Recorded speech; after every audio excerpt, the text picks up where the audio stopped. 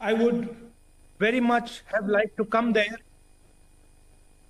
But as Khanteji mentioned, I was forced to stay in Delhi today and was unable to come.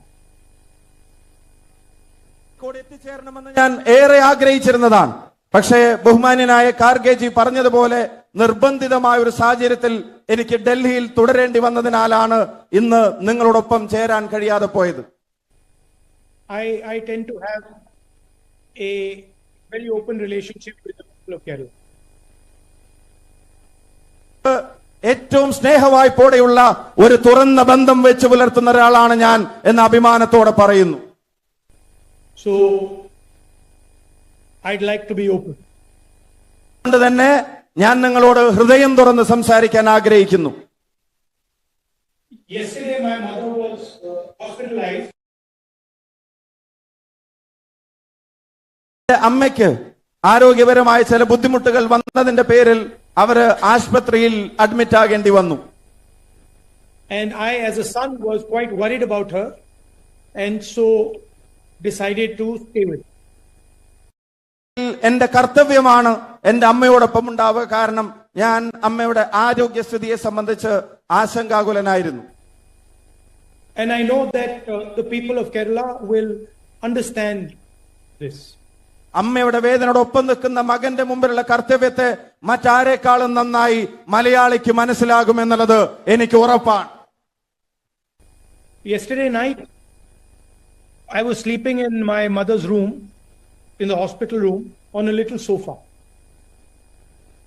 എന്റെ അമ്മ അഡ്മിറ്റായ ആശുപത്രിയിലെ മുറിയിൽ ഒരു ചെറിയ സോഫയിൽ ഞാൻ എന്റെ അമ്മയോടൊപ്പം ഉറങ്ങുകയായിരുന്നു. And like any son, I was extremely worried about my mother's health. ഏതൊരു മകനെയും പോലെ ഞാനും എന്റെ അമ്മയുടെ ആരോഗ്യസ്ഥിതിയെ കുറിച്ച് അതീവ തരത്തിൽ ആശങ്കാകുലനായിരുന്നു. And the whole night, I was only comforted by one thing. രാത്രി മുഴുവൻ ഞാൻ സമാധാനം കണ്ടെത്തിയത് ഒരേ ഒരു കാര്യം ഓർത്തിട്ടായിരുന്നു. I was comforted by a nurse from Kerala who came in every hour to check on my mother. ആ ആശങ്ക നിറഞ്ഞിരുന്ന രാത്രിയുടെ ഓരോ മണിക്കൂറിലും എന്റെ അമ്മയുടെ ആരോഗ്യസ്ഥിതി എന്തെന്നറിയാൻ അമ്മയുടെ അടുക്കലേക്കും ഞങ്ങളുടെ അടുക്കലേക്കും വന്ന ഒരു മലയാളി നേഴ്സാണ് ഇന്നലത്തെ ഒരു രാത്രി കഴിഞ്ഞുകൂട്ടാൻ ഞങ്ങൾക്ക് കരുത്തായി മാറിയത് എന്ന കാര്യത്തിന് സംശയമില്ല. Every single hour she would come, she would check my mother, she would smile, she would hold my mother's hand. ഓരോ മണിക്കൂറിലും എന്റെ അമ്മയുടെ അടുക്കലേക്ക് വന്നു എന്റെ അമ്മയുടെ ആരോഗ്യസ്ഥിതി പരിശോധിച്ച് എന്റെ അമ്മയുടെ കൈകൾ സ്നേഹവായ്പയോടെ അവർ ചേർത്ത് പിടിക്കുമായിരുന്നു. And I was thinking to myself, how many sons, daughters, brothers, sisters have nurses from Kerala comforted in their difficult moments? ഞാൻ എന്നോട് തന്നെ ആലോചിക്കുകയായിരുന്നു, സംസാരിക്കുകയായിരുന്നു. ഇതുപോലെ എന്നെ പോലുള്ള മക്കൾ, എന്നെ പോലുള്ള മകൾ, സഹോദരങ്ങൾ ഇങ്ങനെ എത്ര ആയിരക്കണക്കിന് പതിനായിരക്കണക്കിന് ആളുകൾക്കാണ് ഇതുപോലെ ആശ്വാസത്തിന്റെ സ്നേഹ സാന്നിധ്യമായി മലയാളക്കരയിലെ നഴ്സുമാർ ലോകമെമ്പാടും മാറിയിട്ടുണ്ടാവുക എന്നുള്ളത് ഞാൻ ആലോചിച്ച് നോക്കുകയായിരുന്നു. Early morning I asked her, do you sleep at night or do you work the whole night? ചോദിച്ചു, ഇന്നലെ രാത്രി മുഴുവൻ നിങ്ങൾ നിങ്ങളുടെ ജോലിയിലായിരുന്നോ അതോ എപ്പോഴെങ്കിലും അല്പസമയത്തേക്കെങ്കിലും ഒന്ന് മയങ്ങാൻ കഴിഞ്ഞോ? And she said, no, I do not sleep at night. I work all night. കണ്ണടക്കാതെ എന്റെ ഉത്തരവാദിത്തങ്ങൾ ഞാൻ നിറവേറ്റുകയായിരുന്നു. And so, while the whole world sleeps, women from Kerala, not only in Kerala, but in Delhi, in the rest of the country, in the rest of the world, are comforting people, holding people's hands, and making them comfortable. ഉറങ്ങിക്കിടക്കുമ്പോ ഒരു മലയാളിയായ സഹോദരി ഡൽഹിയിൽ ലോകമെമ്പാടുമുള്ള രാജ്യങ്ങളിൽ സ്ഥലങ്ങളിൽ ഓരോ വേദന അനുഭവിക്കുന്ന മനുഷ്യരുടെ കരങ്ങൾ ചേർത്ത് പിടിച്ചുകൊണ്ട് അവരുടെ ദുഃഖത്തിൽ ആശ്വാസമാകുന്ന കാഴ്ചയാണ് ഞാൻ ഇന്നലെ കണ്ടത്, ഞാൻ ഓർത്തതും. For me, this is the spirit of the state of Kerala.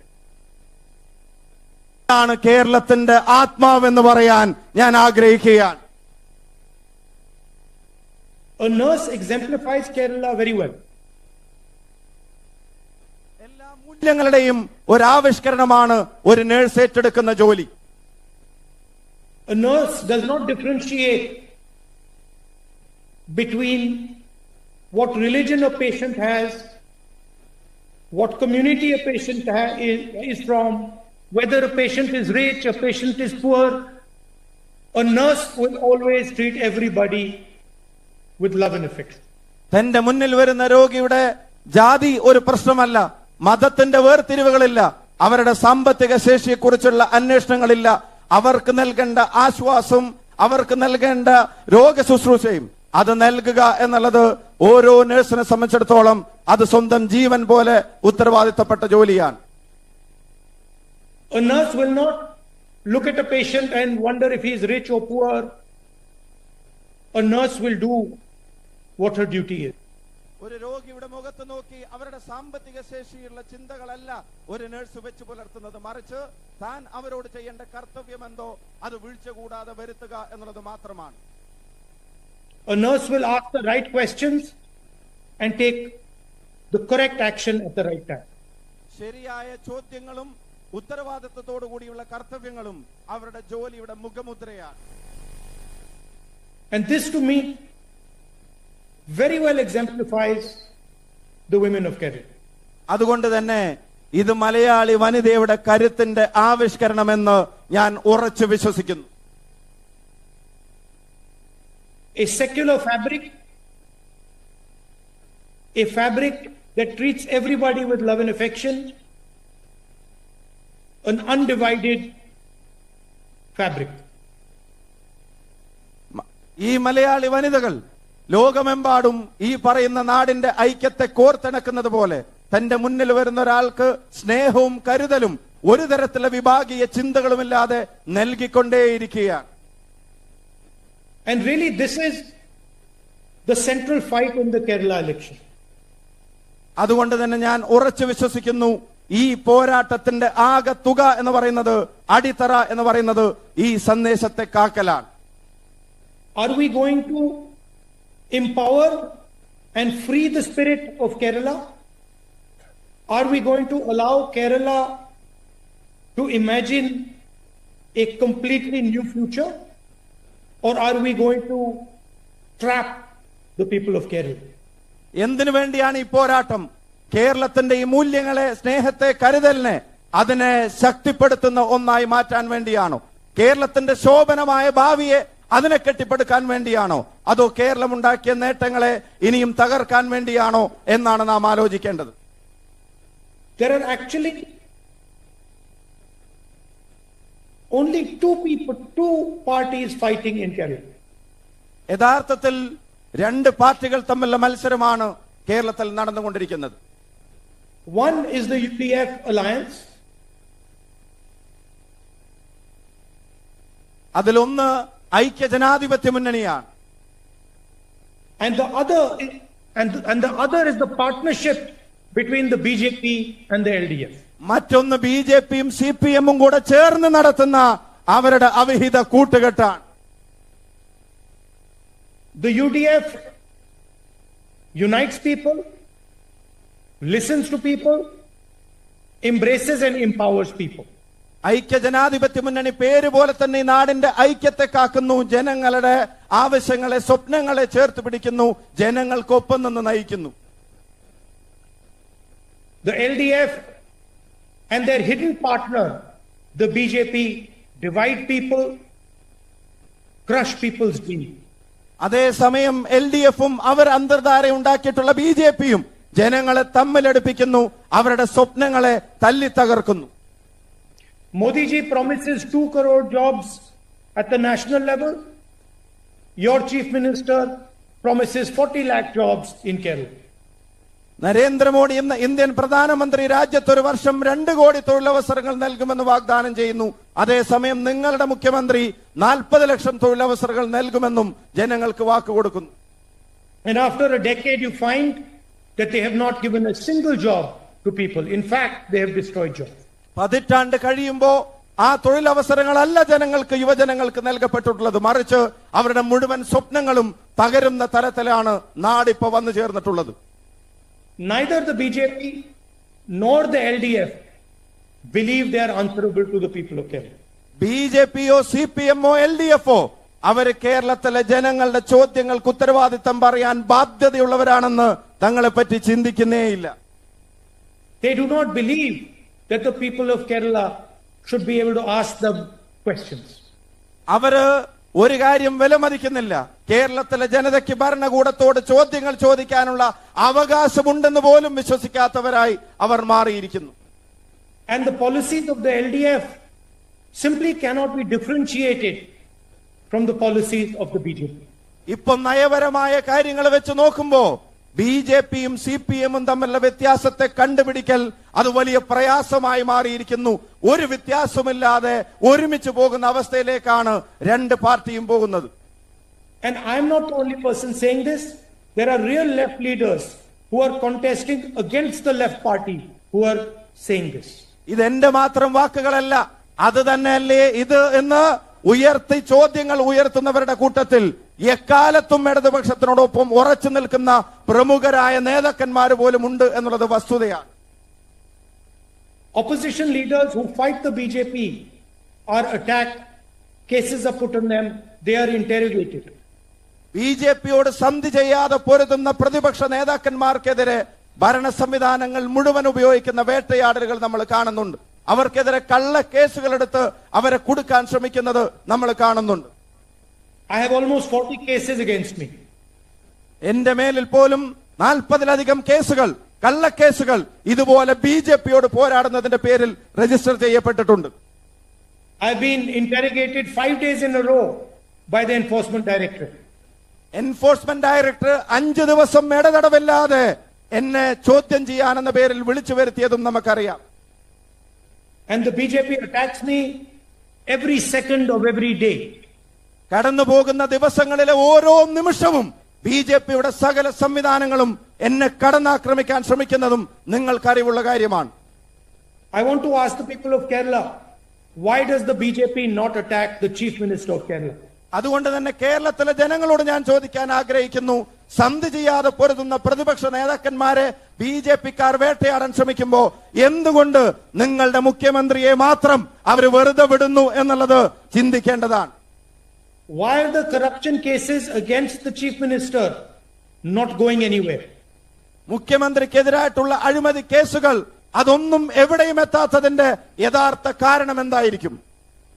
This is the best proof of collusion between the BJP and the LDF. ബിജെപിയും സിപിഎമ്മും എൽഡിഎഫും തമ്മിലുണ്ടാക്കിയ എല്ലാ ധാരണകളുടെയും ഏറ്റവും തെളിഞ്ഞ ഉദാഹരണം ഇവർ തമ്മിലുള്ള ഈ ബാന്ധവം തന്നെയാണ്. കേരളത്തിന്റെ മുഖ്യമന്ത്രിയോടുള്ള അവരുടെ സമീപനം തന്നെയാണ്. Both the BJP and the LDF promised jobs to the young people of Kerala. ബിജെപിയും എൽഡിഎഫും ഇവിടുത്തെ യുവതയ്ക്ക് തൊഴിലെന്ന വാഗ്ദാനം നൽകിയവരാണ്. Today, 1 in 3 Kerala youngsters is unemployed. പക്ഷേ കേരളത്തിലെ അഭ്യസ്ത വിദ്യരായ 3-1 ചെറുപ്പക്കാരനും ഇന്ന് തൊഴിലില്ലാതെ പ്രയാസപ്പെടുന്ന സാഹചര്യങ്ങളിലേക്ക് കാര്യങ്ങൾ മാറി മറിഞ്ഞിരിക്കുകയാണ്. There are backdoor appointments available under the LDF. ഈ ഗവൺമെന്റിന്റെ കീഴിൽ ആകെ നടക്കുന്ന നിയമനങ്ങൾ അത് പിൻവാതിൽ നിയമനങ്ങൾ മാത്രമാണ്. If you're close to the LDF leadership, if you know the Chief Minister, there is a red carpet waiting for you. നിങ്ങൾ മുഖ്യമന്ത്രിയോ മന്ത്രിമാരോ സിപിഎമ്മിന്റെ പാർട്ടി നേതാക്കന്മാരുമായി ബന്ധമുള്ളവരാണെങ്കിൽ നിങ്ങളുടെ മുമ്പിൽ ഒരു ചുവപ്പ് പരവതാനി ആ പിൻവാതിലേക്ക് നീട്ടി വിരിച്ചിട്ടുണ്ടാകും. Merit does not matter if you know someone in the LDF. യോഗ്യതയ്ക്ക് യാതൊരു അടിസ്ഥാനവുമില്ല. നിങ്ങൾ മന്ത്രി ബന്ധുക്കളോ പാർട്ടി ബന്ധുക്കളോ ആയാൽ മതി. You can be a PSC rank holder and you will not get an appointment letter. PSC jobs are sold by the LDF. PSCയുടെ പരീക്ഷ എഴുതി ഉന്നതമായ rank വാങ്ങിയാൽ പോലും നിങ്ങൾക്കൊരു തൊഴിൽ ലഭിക്കുമെന്ന് ഉറപ്പില്ലാത്ത അവസ്ഥയിൽ നിങ്ങളുടെ തൊഴിലുകൾ പാർട്ടി ബന്ധുക്കൾ കവരുന്നത് കേരളത്തിലെ ചെറുപ്പക്കാർ കണ്ടു നിൽക്കേണ്ടി വരുന്നു. And instead of making you number one in employment, number one in technology, they have made you number one in drug cases in India. തൊഴിൽ നേട്ടങ്ങളുടെ പട്ടികയിൽ ഈ നാട്ടിൽ സാങ്കേതിക മികവിനെ കൊണ്ടുവരുന്ന കാര്യത്തിൽ അതിലൊക്കെ കേരളത്തെ നമ്പർ 1 ആക്കുന്നതിന് പകരം ഒന്നാമതെത്തിക്കുന്നതിന് പകരം ഈ ഗവൺമെന്റ് ചെയ്തത് മയക്കുമരുന്നിന്റെ കേസുകളുടെ എണ്ണത്തിന്റെ കാര്യത്തിലാണ് കേരളത്തെ 1ാം സ്ഥാനത്തേക്ക് നയിച്ചു കൊണ്ടുപോയത്. There are 8.25 lakh drug users in Kerala, including 75,000 children. ഞെട്ടിപ്പിക്കുന്ന കണക്കുകൾ പറയുന്നത് 8,25,000 പേർ ഈ കേരളത്തിന്റെ മണ്ണിൽ മയക്കുമരുന്നിന് അടിമയാണ്. അതിൽ 10,75,000-ലധികം വിദ്യാർത്ഥികൾ ഉൾപ്പെടെ ഉണ്ട് എന്നുള്ളത് ആശങ്കയുളവാക്കുന്നു. This is what the LDF has to show for the last 10 years. ഇതാണോ 10 വർഷത്തെ ഭരണ നേട്ടമായി ഇടതുമുന്നണി ഉയർത്തി കാണിക്കാൻ പോകുന്നത്? In fact, they have not even left Sabrimala alone. പറയാതിരിക്കാൻ കഴിയില്ല, ശബരിമലയെ പോലും വെറുതെ വിടാത്തവരാണ് Keralam ഭരിച്ചുകൊണ്ടിരിക്കുന്നത്. They have stolen away kilos and kilos of sacred gold, and multiple CPM leaders have been arrested. പരിഭാവനമായ Sabarimala അയ്യന്റെ സ്വർണം കിലോ കണക്കിന് കവർന്നവർ, അതിന്റെ പേരിൽ CPM-ന്റെ ഉന്നതരായ പല നേതാക്കന്മാരും ഇന്ന് തടവറയിൽ കഴിയേണ്ടി വരികയാണ്. How can a government that does not respect Lord Avayappa respect the people of Kerala? ഞാൻ ഒരു കാര്യം ചോദിക്കാൻ ആഗ്രഹിക്കുന്നു. അയ്യനെ ബഹുമാനിക്കാത്തവർ, ശബരിമല ശാസ്താവിനെ ബഹുമാനിക്കാത്തവർ എങ്ങനെയാണ് കേരളത്തിലെ ജനങ്ങളെ ബഹുമാനിക്കാൻ പോകുന്നത്? I spoke in the beginning about the pride of Kerala, Kerala's nurses and its healthcare sector. ഞാൻ എന്റെ പ്രസംഗത്തിന്റെ തുടക്കത്തിൽ കേരളത്തിന്റെ ആത്മാഭിമാനമായ നഴ്സുമാരെ സംബന്ധിച്ചും ആരോഗ്യ മേഖലയെ സംബന്ധിച്ചും പറഞ്ഞു. Hospital infrastructure is crumbling. There are medicine, equipment and staffing shortages. ആശുപത്രികൾ ഇന്ന് നേരിടുന്ന പ്രതിസന്ധികൾ ഗുരുതരമാണ്. മരുന്ന് കിട്ടാനില്ല, ഉപകരണങ്ങൾ തേടി അലയേണ്ടി വരുന്നു, ജീവനക്കാരുടെ ലഭ്യതയും നിങ്ങൾക്കറിയാം വലിയ പ്രതിസന്ധിയിലാകുന്നു. LDF is destroying a healthcare system that was once a global model. ഈ നാടിന്റെ ആരോഗ്യ മേഖലയെ, അതിനെ ഇടതുമുന്നണി തകർക്കുന്ന കാഴ്ചയാണ് കേരളം കണ്ടു നിൽക്കേണ്ടി വരുന്നത്. The UDF has a plan for Kerala.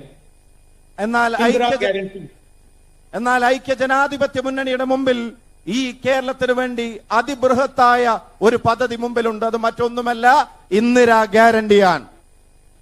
The first guarantee is free bus tickets in the Kerala bus service. ഒന്നാമത്തെ ഗ്യാരണ്ടിയായി വാക്കായി പറയുന്നു, കേരളത്തിലെ KSRTC ബസ്സുകളിലേറുന്ന ഒരു വനിതയ്ക്കും 1 രൂപ പോലും ടിക്കറ്റിന് വേണ്ടി ചെലവഴിക്കേണ്ടി വരില്ല എന്നുള്ളതാണ് ഒന്നാമത്തെ വാക്ക്. All women in Kerala will be able to travel for free on Kerala state bus. കേരളത്തിലെ മുഴുവൻ വനിതകൾക്കും സഹോദരിമാർക്കും KSRTCയിലുള്ള യാത്ര അത് പരിപൂർണമായും സൗജന്യമായിരിക്കും. College going girls will receive 1,000 rupees a month as financial support. കോളേജുകളിൽ ഉന്നത വിദ്യാഭ്യാസത്തിന് പോകുന്ന നമ്മുടെ വിദ്യാർത്ഥിനികൾ അവർ ഓരോരുത്തരും അവരുടെ അക്കൗണ്ടുകളിലേക്ക് മാസം തോറും 1000 രൂപ അവരുടെ സാമ്പത്തിക ആവശ്യങ്ങൾക്ക് വേണ്ടി നീക്കിവെക്കാൻ UDF-ന്റെ ഗവൺമെന്റിന് സാധിക്കും. We are going to increase welfare pension to rupees 3,000. ഉറപ്പിച്ച് ഞാൻ പറയുന്നു, ഈ നാട്ടിലെ സാമൂഹ്യക്ഷേമ പെൻഷൻ അത് 3000 രൂപയായി ഐക്യ ജനാധിപത്യ മുന്നണി വർദ്ധിപ്പിക്കും.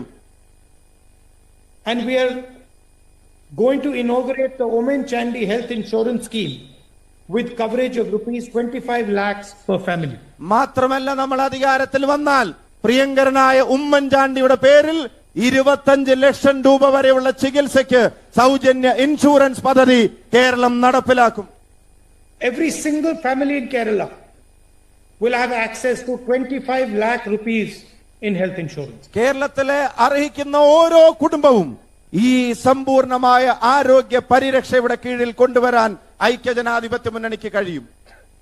And this healthcare scheme will once again bring glory to the Kerala healthcare system. It will transform the Kerala healthcare system. അതുകൊണ്ട് തന്നെ ഈ പാവപ്പെട്ടവർക്ക് ഈ ചികിത്സ ഒരവകാശമായി മാറുമ്പോ ഇന്ത്യയുടെ കേരളം എന്ന് പറയുന്ന സംസ്ഥാനത്തിന്റെ ആരോഗ്യരംഗത്തെ നഷ്ടപ്രതാപം അത് നമ്മൾ വീണ്ടെടുക്കും. It will strengthen the healthcare system and give employment to many people in Kerala. അത് ഈ നാടിന്റെ ആരോഗ്യരംഗത്തിന് വലിയ കുതിപ്പേകും. അത് ലക്ഷക്കണക്കിന് തൊഴിലവസരങ്ങൾ ഒരുപാട് മലയാളികൾക്ക് നൽകുമെന്ന കാര്യത്തിന് സംശയം വേണ്ട.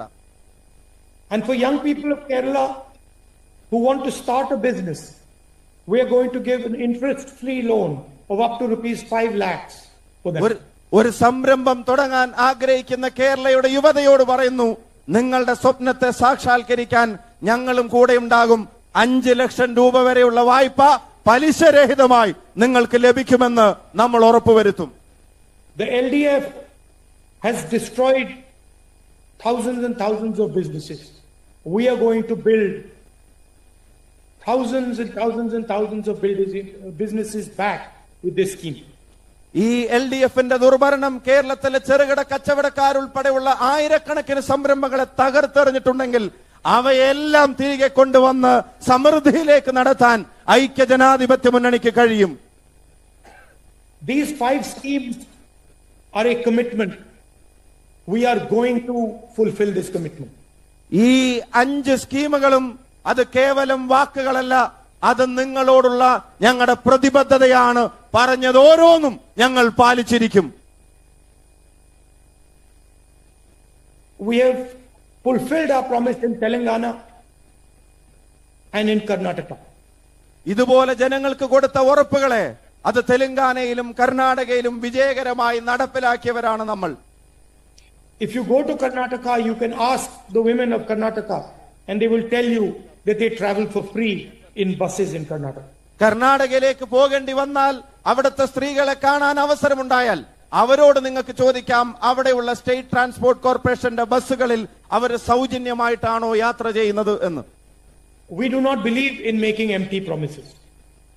പാഴ്വാക്കുകൾ പറയുന്നവരിൽപ്പെട്ടവരല്ല ഞങ്ങൾ എന്ന് നിങ്ങളോട് ഉറച്ചു പറയാൻ ആഗ്രഹിക്കുന്നു. Today we are launching this campaign in the lovely city of Kozhikode. കോഴിക്കോടിന്റെ മനോഹര നഗരത്തിലാണ് ഈ ക്യാമ്പയിൻ നമ്മൾ തുടക്കം കുറിക്കുന്നത്. I want to tell every single UDF worker, go to every single house, go to every single person in Kerala and build support for the UDF. UDFന്റെ കർമ്മധീരരായ ഓരോ പോരാളികളോടും ഞാൻ അഭ്യർത്ഥിക്കുന്നു, ഒരു വീട് മൊഴിയാതെ ഒരു മനുഷ്യനെയും വിടാതെ അവരിലേക്ക് ചെന്ന് ജനാധിപത്യ മുന്നണിക്കൊപ്പം നിൽക്കാനുള്ള അഭ്യർത്ഥനകളുമായി UDFനെ കരുത്തുറ്റതാക്കാൻ നിങ്ങൾ തന്നെ നേരിട്ട് രംഗത്തിറങ്ങണം. I want to tell every single young person in Kerala that this election is about your future, is about your employment. കേരളത്തിലെ യുവജനതയോട് ഒന്നിച്ച് ഞാൻ പറയാൻ ആഗ്രഹിക്കുന്നു, ഈ തെരഞ്ഞെടുപ്പ് നിങ്ങളുടെ ഭാവിയെ സംബന്ധിച്ചുള്ള ഏറ്റവും പ്രധാനപ്പെട്ട ഒരു ചോദ്യമാണ്. നിങ്ങളുടെ തൊഴിലെന്ന സ്വപ്നത്തിലേക്ക് നിങ്ങൾ നടക്കേണ്ട തെരഞ്ഞെടുപ്പാണിത്. It is about keeping the secular fabric of Kerala intact. അതുകൊണ്ട് തന്നെ ഈ നാടിന്റെ മതേതര മൂല്യങ്ങളെ ഒരൽപ്പം പോലും കേടുപറ്റാതെ കാത്തു സൂക്ഷിക്കേണ്ട പോരാട്ടമാണിത്. I want to tell every family struggling under debt, under the drug menace, under a broken healthcare system, your answer is April 9. കടത്തിന്റെ കെണിയിലും മയക്കുമരുന്നിന്റെ പിടിയിലും ആരോഗ്യരംഗത്തിന്റെ തകർച്ചയിലും പ്രയാസം അനുഭവിക്കുന്ന മലയാളിയോട് പറയുന്നു, ഇതിനെല്ലാം ഉള്ളൊരു മറുപടി കാത്തു നിൽക്കുന്നു. നിങ്ങളുടെ എല്ലാ ചോദ്യങ്ങൾക്കുള്ള ഉത്തരം അത് ഏപ്രിൽ 9 എന്ന് ഞാൻ നിങ്ങളെ ഓർമ്മപ്പെടുത്തുന്നു. Defeat the corrupt LDF, expose the BJP's politics of hate, let Keralam breathe again. LDFന്റെ അഴിമതി ഭരണം അവസാനിപ്പിക്കണം. BJPയുടെ വെറുപ്പിന്റെ രാഷ്ട്രീയത്തെ തൂത്തെറിയണം. ഈ നാട്ടിൽ സ്വാതന്ത്ര്യത്തിന്റെയും അഴിമതി വിരുദ്ധതയുടെയും ശുദ്ധവായു ശ്വസിക്കാൻ കേരളം വീണ്ടും തയ്യാറെടുക്കുകയാണ്. Keralam will win. UDF will lead. Jai Keralam, Jai UDF, Jai Hind. Keralam ജയിക്കും, UDF നയിക്കും. ജയ് ഹിന്ദ്. Thank you.